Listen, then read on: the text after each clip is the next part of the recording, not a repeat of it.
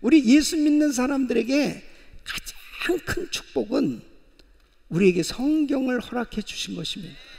이 성경을 거울로 삼아서 성경에는 우리보다 앞서서 신앙의 길을 간 수많은 신앙의 믿음의 사람들, 또 그 많은 사람들의 그 살아간 사건을 기록하고 있어요.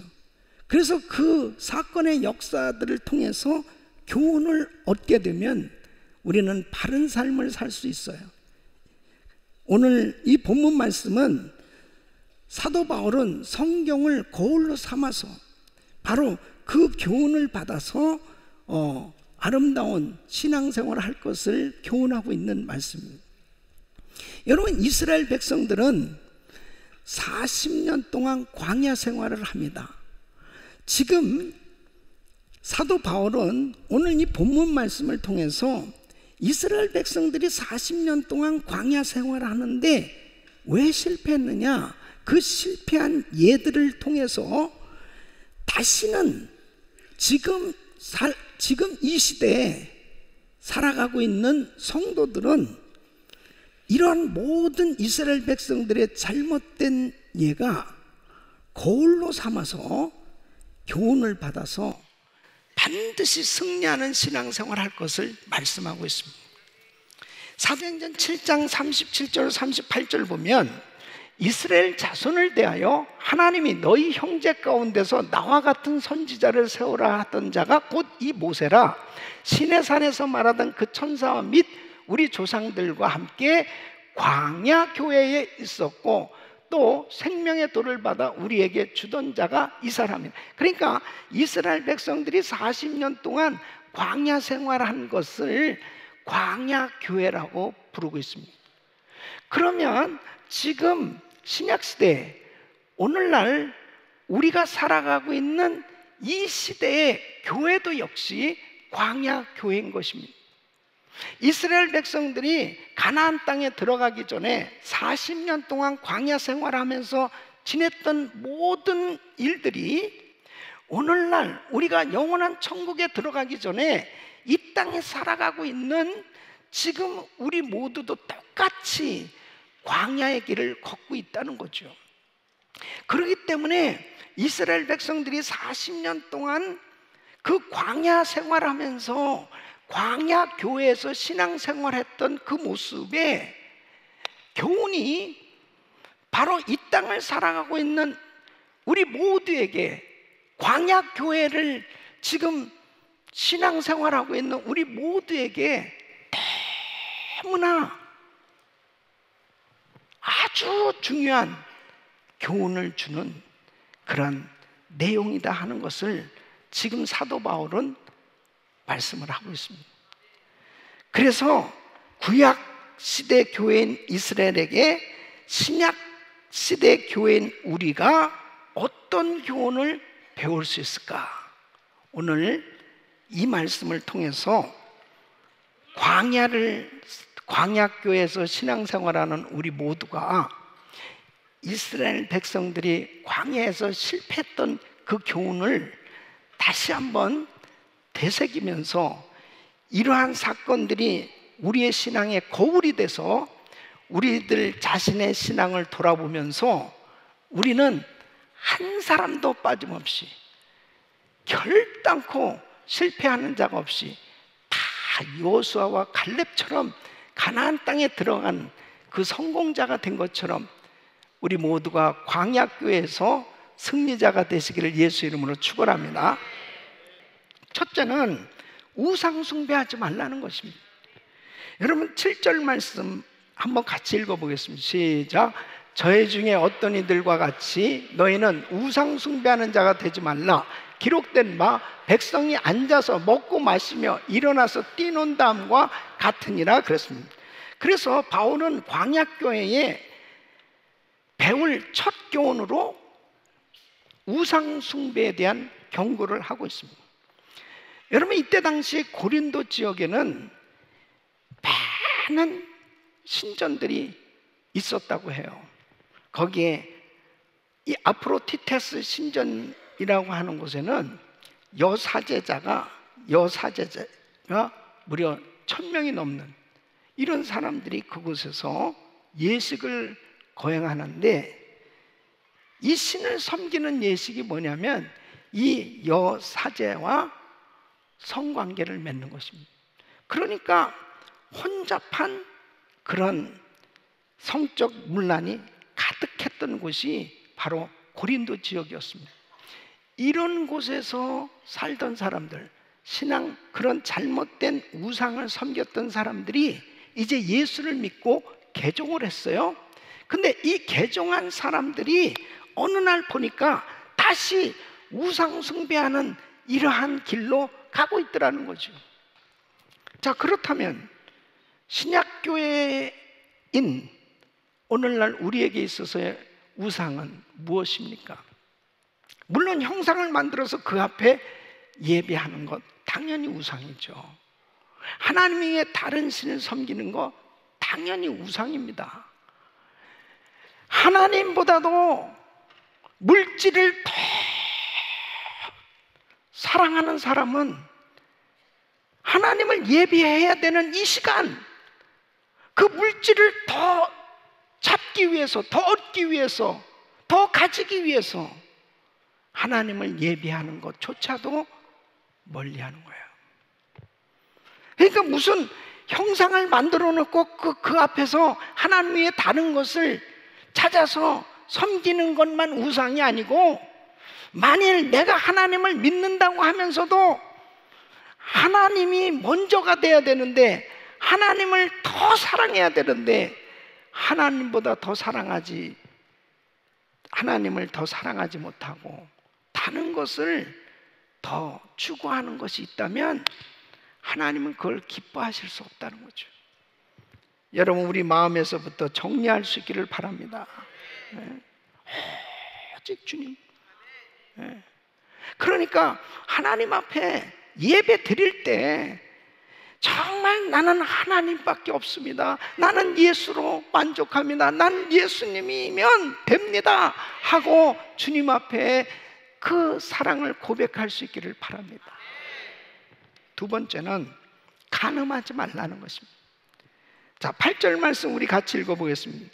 저희 중에 어떤 이들이 간음하다가 하루에 23,000명이 죽었나니 우리는 저희와 같이 간음하지 말자 그랬습니다.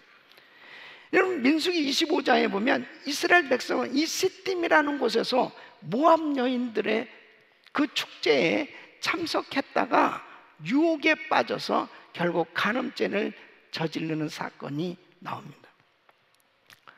왜 그렇게 됐냐면요, 이 모압 왕 발락이 이제 이스라엘을 저주하기 위해서 발람 선지자를 초청했습니다. 그래서 돈을 많이 주면서 자, 이스라엘을 저주하라는 거예요. 그런데 하나님이 저주하게 해야 되는, 이게 안 되잖아요. 그러니까 계속 축복을 하는 거예요. 저주가 아니고 계속 축복하는 거예요. 그러니까 이거 화가 난 거죠, 모압 왕이. 아니, 저주하라니까 왜 축복을 하냐? 이게 하나님의 자녀들이기 때문에 절대로 저주할 수가 없다는 거지. 그러면서 이 발람이 한 가지 방법이 있다는 거예요. 저주받을 수 있는 방법이 있다는 거예요. 그게 뭐냐면 이들을 타락시키면 된다는 거예요. 타락시키면. 그래서 모압의 예쁜 여자들을 잘 뽑아가지고 고운 옷을 입혀서 그리고 파티를 벌이는 것입니다. 그리고 이스라엘 남자들을 초청해서 술을 먹이고 그러면서 우상에게 절하게 하고 우상에게 있는 음식을 먹게 하고 그리고 이제 간음하게 만들라는 거예요. 결국 어떻게 됐느냐? 그 계략이 성공한 거죠. 하나님께서 진노하셔서 연병을 주어가지고 하루에 23,000명이 죽습니다. 여러분, 이 시대는 어때요? 지금 우리가 살고 있는 이 시대는 참으로 이 음란과 폐역한 시대가 되었습니다. 동성 결혼이 합법화가 되어서 동성혼이 인정되어지는 시대가 되었다는 것은요, 끝난 거예요. 예, 그냥 끝난 거예요. 하나님이 가장 싫어하고 미워하는 그런 동성애, 남자가 남자로 더불어 여자가 여자로 더불어 부끄러운 짓을 하는 이 동성애는 이제는 합법적으로 결혼이 돼서 결혼 서티피케이트를 받을 수 있는 이런 시대가 된 거예요. 미국이 이 정도까지 됐으면요, 다른 나라들은 점점 더 심각하게 타락해져 가지 않겠냐. 여러분, 하나님께서 가장 싫어하는 것이 이 동성애예요. 이 간음죄, 이것 때문에 결국은 이 광야 교회 이스라엘 백성들은 망했습니다. 오늘날도 사탄 마귀는 계속해서 가정들을 깨고 있습니다. 동성결혼은 가정을 파탄시키는 겁니다. 근본적으로 하나님의 결혼제도를 정면으로 도전하는 거예요. 동성결혼을 통해서 어떻게 자녀를 얻을 수 있겠습니까? 그러니까 하나님 마음을 가장 아프게 만드는 거예요. 이거는 어떤 인권의 문제가 아니에요. 하나님의 말씀을 정면으로 도전하는 일입니다. 하나님 앞에 무섭게 타락해져 가고 있는 이 시대에 우리는 하나님의 말씀으로 깨어 있어야 돼요. 여러분, 역사적으로 보십시오. 자, 능력을 받았던 삼손, 그렇게 믿음이 좋았던 다윗, 하나님의 엄청난 축복을 받았던 솔로몬이 여자 문제로 간음죄를 짓고 다 무너졌습니다.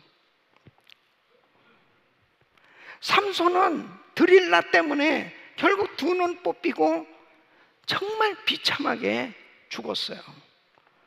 다윗 밧세바와 간음죄를 저지르고 난 다음에 평생 피눈물을 흘리는 그런 고통을 당했습니다. 그 자식은 더한 거예요. 압살롬은 더한 짓을 하는 것입니다. 솔로몬, 그가 결국은 엄청난 축복을 받았지만은 결국 이 여자 문제 때문에 나중에 어떻게 됐습니까? 우상 숭배를 하는 거예요. 하나님 마음을 너무 아프게 했어요. 결국 그가 죽었을 때 나라는 두 동강이가 납니다. 오늘날도요, 이 마귀는 간음죄를 저지르도록 아주, 이 사탄은 눈으로, 귀로, 그리고 관계로, 결국 몸으로 달콤하게 유혹하는 거예요. 그리고 간음죄를 저지르고 난 후에는 아주 무참하게 망신을 당하고 완전히 모든 것을 다 잃어버리게 만드는 거예요. 잠언 6장 32절 33절 보면, 분여와 간음하는 자는 무지한 자라, 이것을 행하는 자는 자기의 영혼을 망하게 하며 상함과 능욕을 받고 부끄러움을 씻을 수 없게 되나니, 결국 나중엔 다 부끄러움을 당하고 망신을 당하는 것입니다. 이게 사단의 역사예요. 그렇기 때문에 이 간음을 피하는 방법은 그 환경을 만들지 않는 거죠. 그러니까 요셉이 어느 날 보디발 아내가 계속 유혹을 하는, 요셉 씨 계속 그런, 계속. 아니, 사모님 왜 그러세요? 아, 요셉 씨. 근데 이 보디발의 아내가 계속 유혹을 할 때 만일 요셉이 사모님 그럼 그냥 좀 대화 좀 합시다 이러면 안 되는 거예요. 도망가 버린 거예요. 예? 그 자리를 빨리 피해야 되는 거예요. 그러니까 간음을 피하는 방법은 어쨌든 간에 그 환경을 벗어나는 길밖에 없습니다. 예. 교회 안에서도 절대로 이성 간의 남녀가 뭐 상담을 해준다고 뭐 서로 같이 만나지 마! 절대 안 돼요. 예? 절대로 만나려면은 이렇게 우리 카페라든지 아주 사람들 같이 있는 데서 여러분, 이 사탄 마귀는요 아주 얼마나 교묘하게 역사하는지 모릅니다. 넘어뜨리려고 한 별의별 방법을 다 쓰는 거예요. 그래 한 번 넘어지면 끝난다니까요. 끝나는 거예요. 예. 그러므로 부부가 건강해야 돼요. 예? 부부 생활이 건전하고 건강하고 부부가 행복해야 돼. 우리 성도님들의 가정은 천국이 돼야 됩니다. 천국이. 부부가 각방을 쓰고 서로 삐져 있고 이런 사람들 오늘로 다 합방하시길 바라봐요. 해가 지도록 분을 품지 말고 그랬어요. 해가 지도록. 예? 그래서 서로 싸웠어도 여보 해가 져요, 해가 져요. 그러고 빨리 빨리 서로 화해를 해야지. 그냥 그 마음에 분을 품고 그 밤을 넘기면은 사단이 영락없이 틈타는 자기 없어도 난 얼마든지 살 수 있고 다른 사람 어쩌고 저쩌고 이 사탄이 안 좋은 생각을 막 가져다 주는. 그게 실행이 되면 결국 끝장나는 거잖아요. 자기 아내가 최고고 자기 남편이 최고예요. 이렇게 아멘이 시원찮아요. 그럼 다른 남자가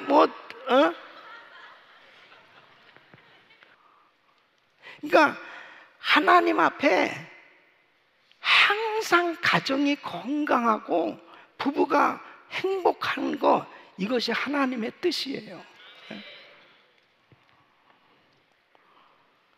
우리의 환경 가운데 이런 일들이 얼마든지 생겨질 수 있습니다. 광야이기 때문이에요. 이스라엘 백성들이 광야 생활에 실패했던 두 번째는 간음죄를 저지르는 것입니다.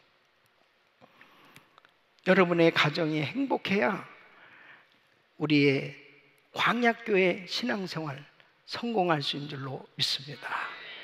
세 번째는 주를 시험하지 말라는 것입니다. 자, 9절 말씀 보면 우리 같이 읽겠습니다. 시작. 저희 중에 어떤 이들이 주를 시험하다 뱀에게 멸망하였나니 우리는 저희와 같이 시험하지 말자.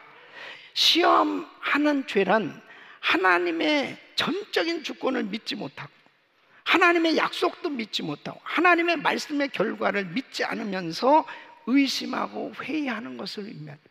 회의감에 빠지는 것입니다. 진짜 하나님이 하실 수 있나? 정말 왜 이래? 하나님 정말 계셔? 이런 생각들이 들어오는 거예요. 한마디로 하나님을 믿지 못하는 것이 곧 하나님을 시험하는 것입니다. 그러니까 이스라엘 백성들이 출애굽 당시를 한번 생각해 보세요. 어떻게 이스라엘 백성들이 구원을 받았습니까? 430년 동안 애굽에서 종살이하던 이스라엘 백성들이 어떻게 자기들 실력으로 애굽에서 구원을 받을 수 있냐고요? 어떻게 홍해바다를 건너서 나왔냐고요? 어떻게 광야에서 먹고 살아갈 수 있겠냐고요? 전부 하나님의 은혜로 살고 있음에도 불구하고 문제만 생기면 신앙이 흔들리는 겁니다. 신앙이 흔들리는 거예요. 그래서 출애굽기 17장에 보면은 우선 당장 마실 물 때문에 이제 모세와 다투는 것입니다. 그래서 2절 말씀 보면 백성이 모세와 다투어가는 우리에게 물을 주어 마시게 하라. 모세가 그들에게 이르되 너희가 어찌하여 나와 다투느냐? 너희가 어찌하여 여호와를 시험하느냐? 그랬습니다. 하나님과 다툰 그곳을 마사라고 불렀는데 그 뜻은 시험하다 그런 뜻입니다. 이 말씀 뭐예요? 왜 하나님을 의심하느냐 이거예요. 왜 하나님을 의심하느냐? 어떻게 우리가 구원을 받았는데, 어떻게 하나님께서 지금까지 여기까지 역사하셨는데 그 하나님께서 지금까지 일하신 건 뭐냐 이거예요. 왜 하나님 시험하느냐, 왜 하나님을 의심하느냐는 거죠. 근데 여러분, 하나님께서 이스라엘 백성들이 애굽에서 나올 때 분명히 약속했다니까요. 애굽에 살고 있는 너희를 내가 인도하여 가나안 땅으로 인도하겠다. 나는 스스로 있는 자 하나님이다. 내 이름을 걸고 너희를 분명하게 가나안 땅으로 인도하시겠다고 약속하신 하나님께서 책임져 주시지 않겠냐 이거예요. 책임져 주시는. 근데 환경을 바라보니까 흔들리는 겁니다. 그러니까 왜 하나님을 시험합니까? 의심하기 때문입니다. 하나님 정말 계실까? 아니, 내 기도는 정말 하나님 듣고 계신 거야? 하나님이 이것을 정말 해주실 수 있을까? 흔들리기 시작합니다. 그 이유는 뭐예요? 믿음이 없기 때문이죠. 그러니까 하나님을 과소평가하고 믿지 않는 겁니다. 계속해서 하나님을 시험하는 것입니다. 지금 그거예요. 이스라엘 백성들이 광야에서 막 주를 시험하는 거예요. 아니 지금 불기둥 구름기둥으로 만나로 하나님이 계속 인도하고 계심에도 불구하고 이 백성들이 조금만 어려우면 계속 흔들리는 거예요, 신앙이. 여러분, 마귀의 술책이에요. 시험은 하나님을 끝까지 믿을 수 있기를 바랍니다. 바로 하나님의 약속, 하나님의 말씀, 하나님은 어제나 오늘이나 영원토록 동일하세요. 변함없으신 그 하나님, 여전히 나를 사랑하시는 그 하나님, 그 하나님은 변하시지 않는다니까요. 내가 자꾸 변덕스럽게 내 마음이 자꾸 흔들리는. 하나님을 시험하지 마세요. 하나님은 살아 계십니다. 그분은 지금도 역사하고 계십니다. 예수님께서 40일 금식 후에 마귀에게 시험을 받으셨을 때 주 너의 하나님을 시험치 말라 하고 물리치셨어요. 사랑하는 성도 여러분, 여러분 마음 가운데 마음이 자꾸 흔들릴 때 하나님의 약속의 말씀을 붙들고 하나님 앞에 굳게 믿음으로 서시기를 예수 이름으로 축원합니다. 네 번째는 원망하지 말라는 거예요. 여러분 10절 말씀 우리 같이 읽어보겠습니다. 저희 중에 어떤 이들이 원망하다가 멸망시키는 자에게 멸망하였나니 너희는 저희와 같이 원망하지 말라. 원망하는 것은 하나님이 이미 주신 은혜는 생각지 않고 현재 형편이 자기 마음에 들지 않는다고 불평하는 거예요. 하나님의 약속을 붙들지 않고 현실적인 절망적 환경만 보고 불신앙적으로 나가는 것이 원망입니다. 하나님께서 이스라엘 백성들에게 얼마나 큰 은혜를 주셨어요. 얼마나 많은 축복을 주셨습니까?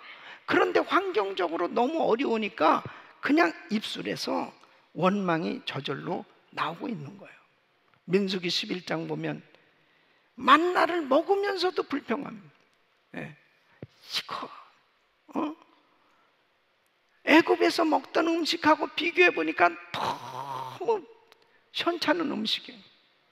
그러니까 4절로 6절 보면 이렇게 원망합니다. 이스라엘 중에 섞여 사는 우리가 탐욕을 품음에 이스라엘 자손도 다시 울며 가로되 누가 우리에게 고기를 주어 먹게 할꼬? 우리가 애굽에 있을 때는 값없이 생선, 왜, 수박, 부추, 파, 마늘 이런 거 다 건강식이에요. 먹은 것이 생각나거늘 이제는 우리 정력이 쇠약하되 이 만나 외에는 보이는 것이 아무것도 없다 하고 막 불평. 하나님이 이 소리를 다 들으셨어요. 하나님께서 정말 화가 나셨습니다. 27절에 이렇게 말씀하십니다. 나를 원망하는 이 악한 회중을 내가 어느 때까지 참으랴? 이스라엘 자손이 나를 향하여 원망하는 바 그 원망하는 말을 내가 들었노라 그랬습니다. 너희가 원망하는 거 내가 다 들었어. 너희들 이제 가나안 땅에 못 들어가. 여러분 보십시오. 욥은 정말 원망할 만한 환경이었습니다. 욥이 얼마나 신앙생활 잘했습니까? 그런데 욥에게 기가 막힌 일이 생겼어요. 10자식이 하루아침에 죽게 됐습니다. 원망할 만한 일 아니에요? 하나님을 누구보다도 잘 섬긴 욥입니다. 동방의 부자예요. 하루아침에 전 재산 다 날아갔습니다. 전 재산 없어졌어요. 원망할 만한 일 아니에요? 그것도 정말 신앙생활 잘해보려고 했기 때문에 하나님도 인정해요. 욥이 얼마나 신앙생활 잘하는 사람인지. 그런데도 머리부터 발끝까지 악창이 날 정도로 다 죽을 병에 걸렸어요. 원망할 만한 일 아니에요?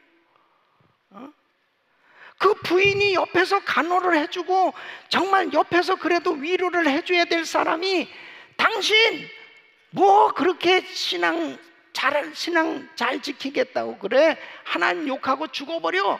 그러면서 그렇게 자기 마음을 찌르는 거야. 너무너무 괴로운. 어떻게 아내조차도 이렇게 신앙이 없고 완전히 하나도 없어요. 하나도. 이 원망할 만한 환경 속에서 욥은 욥기서 1장 21절로 22절 내가 모태에서 적신이 나와 싸운즉 또한 적신이 그리로 돌아가오. 주신 자도 여호와시오 취하신 자도 여호와시니 여호와의 이름이 찬송을 받으실지니이다 하고 이 모든 일에 욥이 범죄하지 아니하고 하나님을 향하여 어리석게 원망하지 아니하니라. 욥의 종말을 보십시오. 이렇게 원망하지 아니하고 하나님을 의지하고 끝까지 입술을 지켰을 때 하나님께서는 욥의 모든 것을 다 회복시켜 주신 줄로 믿습니다. 다 회복시켜 주신. 광야 생활하는 우리는 여전히 요셉처럼 다니엘처럼 바로 이렇게 욥처럼 때로는 원치 아니하는 시험이 닥쳐옵니다. 원망할 만한 환경들이 발생할 때가 있어요. 그러나 하나님을 끝까지 의지하고 원망하는 대신 감사하고 찬양하면 능력의 하나님께서 우리의 환경을 하나님께서 축복하시는 놀라운 환경으로 역사하실 줄 믿습니다. 에베소서 5장 4절에는 누추함과 어리석은 말이나 희롱의 말이 마땅치 아니하니 돌이켜 감사하는 말을 하라.